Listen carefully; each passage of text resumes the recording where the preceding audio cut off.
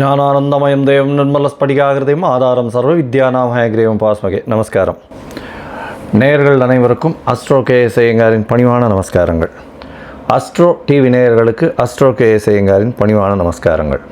வார பலன் 26/2/2024 3/3/2024 வரை உண்டான வாரத்திற்கு மேஷம் முதல் மீனம் வரை என்னென்ன பலன்கள் அப்படின்றத பார்க்கலாம்.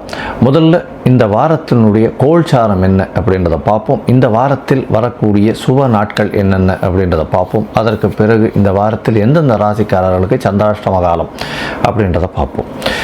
இந்த வாரத்தின் கோல்சாரம் அப்படின்னு எடுத்தோமே ஆனால் காலபுருஷ தத்துவத்தின் முதல் ராசியான மேஷ ராசியில் குரு பகவானும், 6ஆம் இடம்னு சொல்லக்கூடிய கன்னியா ராசியில் கேது பகவானும், மகரத்தில் செவ்வாய் பகவான் உச்சம் பெற்றும், கும்பத்தில் சூரிய பகவான், சனி பகவான் மற்றும் சுக்கிர பகவான், மீனத்தில் புத பகவானும் ராகு பகவானும் இருக்கா.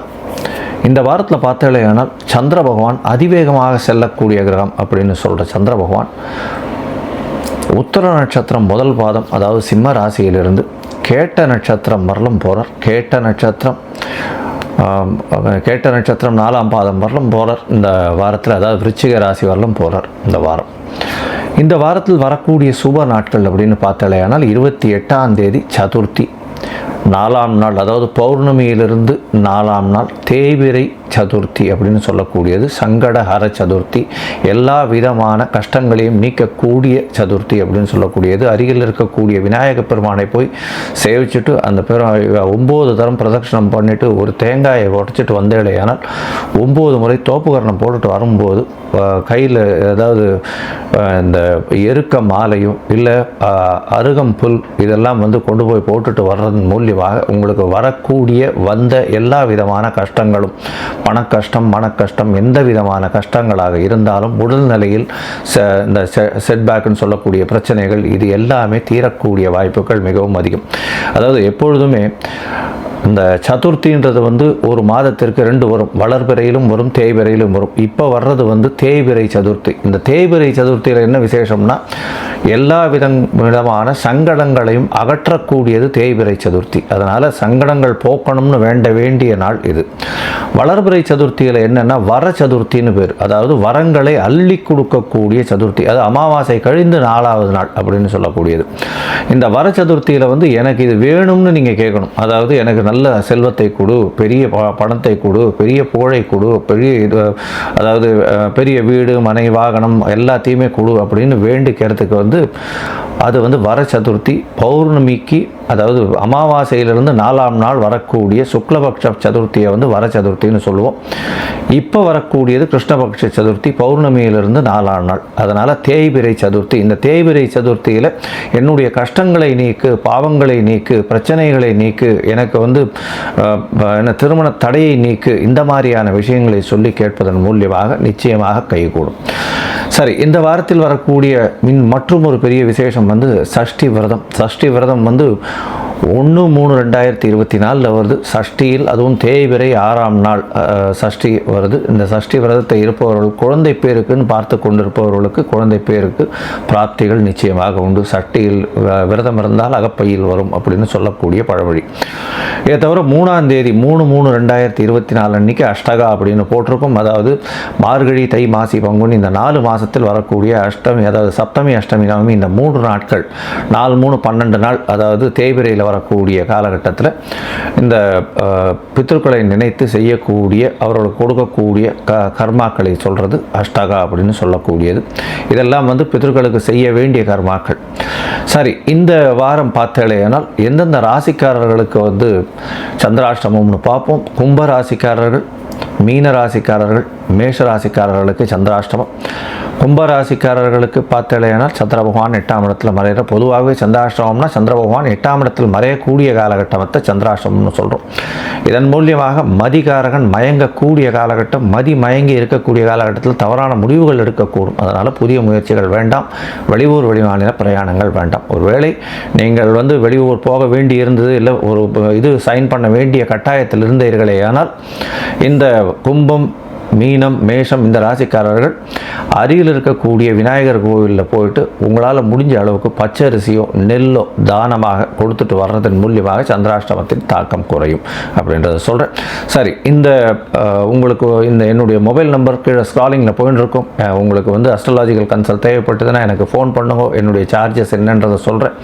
உங்களுடைய date, time, place of birth, உங்களுடைய நேமு, பேரண்ட்ஸோடைய நேம் நீங்கள் அனுப்பிச்சேன்னா உங்களுடைய நேரத்தை போட்டு அதில் சந்தி ஏதாவது வருதா அப்படின்றதையும் பார்த்து, பாத சந்தி, அதை தவிர வந்து சந்திரன் இருக்கக்கூடிய ராசி சந்தி, லக்ன சந்தி, பாத சந்தி, இது எல்லாத்தையும் பார்த்து உங்களுடைய தசாபுக்தி அந்தரம் சூக்ஷ்மத்தை பார்த்து, அதை தவிர உங்களுடைய கோச்சார பிரகாரம் வந்து இந்த எப்படி இருக்குன்றதை பார்த்து எளிய பரிகாரங்கள் என்ன சொல்ல முடியுமோ அதை சொல்கிறேன். சரி, இப்போ மேஷம் முதல் மீனம் வரை 26/2/2024 3/3/2024 வரலும் உண்டான பலன்களை பார்க்கலாம். துலாம், சித்திரை, சுவாதி, விசாகம் இந்த 3 நட்சத்திரம் 9 பாதங்களை கொண்ட ராசி. ராசியின் அதிபதி சுக்கிர பகவான் உங்களுடைய ராசிக்கு 5ஆம் இடத்துல இருக்கிறது விசேஷம். 5ஆம் இடத்துல வந்து சூரியன், சுக்கிரன் மற்றும் சனி 3 கிரகங்கள் இருக்குது. சனி பகவான் ஆட்சி பெற்று போயிருக்கார். மூல திரிகோண வீடான கும்பத்தில் இருக்கார். நல்ல ஒரு ஏற்றமான காலகட்டம். பதவி, புகழ், அந்தஸ்து, கௌரவம் வரும். குழந்தை பிராப்தி ஏற்படக்கூடிய பாக்கியம் உண்டு. அதாவது ரொம்ப நாளாக குழந்தைக்கு பார்த்துட்டு இருக்காங்கன்னா குழந்தை பிராப்தி நிச்சயமாக உண்டு. இதை தவிர 2வது திருமணம் ஏற்படக்கூடிய வாய்ப்புகள் நிச்சயமாக உண்டு. முதல் திருமணத்திற்கு பார்த்து கொண்டு இருப்பவர்களுக்கும் முதல் திருமணம் நிச்சயமாக பண்ணக்கூடிய காலகட்டமாக இந்த மாதம் அமையிறது, இந்த வாரம் அமையிறது. ஏன்னா சமசப்தமத்தில் குரு பகவான் உங்களுடைய ராசியை பார்க்கறதுனால உடல் நலத்தில் நல்ல ஒரு ஏற்றம் இருக்கக்கூடிய காலகட்டம். 5ஆம் அதிபதி 5ஆம் அதிபதி அப்படின்னு சொல்லக்கூடிய சனி பகவான் ஆட்சி பெற்று போயிருக்கிறதும் 11ஆம் அதிபதி 5ஆம் இடத்தில் இருக்கிறதன் மூலியமாக நல்ல ஒரு ஏற்றம் கிடைக்கக்கூடிய காலகட்டம். தொழிலில் அபிவிருத்தி அதிகமாக இருக்கும். தொழிலில் பண வருமானம் அதிகமாக இருக்கக்கூடிய காலகட்டம். உங்களுடைய ராசிக்கு 4ஆம் இடத்தில் செவ்வாய் உச்சம் பெற்றிருக்கிறது. 7ஆம் அதிபதி உச்சம் பெற்றிருக்கிறதுனால பார்ட்னர்ஷிப், பிஸ்னஸ் எல்லாத்துலேயுமே பெரிய ஏற்றம் கிடைக்கக்கூடிய காலகட்டம். எதிர்பாலினத்தவர் மூலியமாக நல்ல ஒரு ஏற்றம் கிடைக்கக்கூடிய காலகட்டம். இதை தவிர நண்பர்கள், நட்பு வட்டாரங்கள் மூலியமாக பெரிய ஏற்றம் கிடைக்கக்கூடிய காலகட்டம். 12ஆம் இடத்தில் இருக்கக்கூடிய கேது பகவான் மூலியமாக உங்களுடைய சொந்த ஊர் கோவில், கிராமத்து கோவிலுக்கு போயிட்டு வரக்கூடிய வாய்ப்புகள் நிச்சயமாக உண்டு. 6ஆம் இடத்தில் இருக்கக்கூடிய ராகு பகவான் மூலியமாக எதிரிகள் அற்ற நிலை இருக்கும். எல்லா விதமான விஷயங்களிலும், அதாவது பகை, போட்டி, பொறாமை, அதை தவிர வந்து எல்லா விஷயத்திலையும் வென்று வெளியில் வரக்கூடிய வாய்ப்புகள் உங்களுக்கு நிச்சயமாக உண்டு.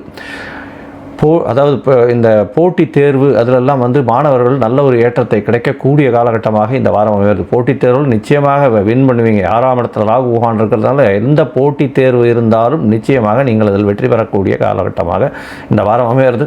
இந்த வாரத்தில் பார்த்தீங்கன்னா, அதாவது 26/2/2024 3/3/2024 வரை உண்டான வாரத்தில் 26ஆம் தேதி காத்தால ஒரு 7:45 உங்களுடைய ராசிக்கு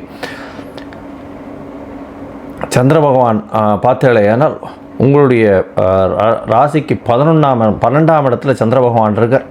12ஆம் இடத்துல வந்து சந்திர பகவான் அவர் வந்து உங்களுடைய ராசியின் 10ஆம் அதிபதி 12ஆம் இடத்துல இருக்கிறதுனால தொழிலில் வந்து சிறு சிறு செலவுகள் இருக்கக்கூடிய காலகட்டமாக இருக்கும்.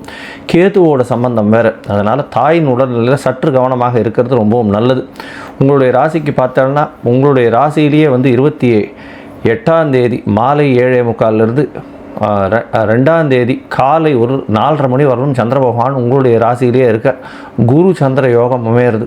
10ஆம் அதிபதி ராசியில் இருக்கிறதுனால கஜகேசரி யோகம் அமையிறது கூட தொழிலில் வந்து ஒரு பெரிய அபிவிருத்தி ஏற்படும். திடீர் பணவரவு வரும். நல்ல முக்கியமான முடிவுகள் எடுக்கக்கூடிய காலகட்டமாக இந்த வாரத்தில் அமையிறது.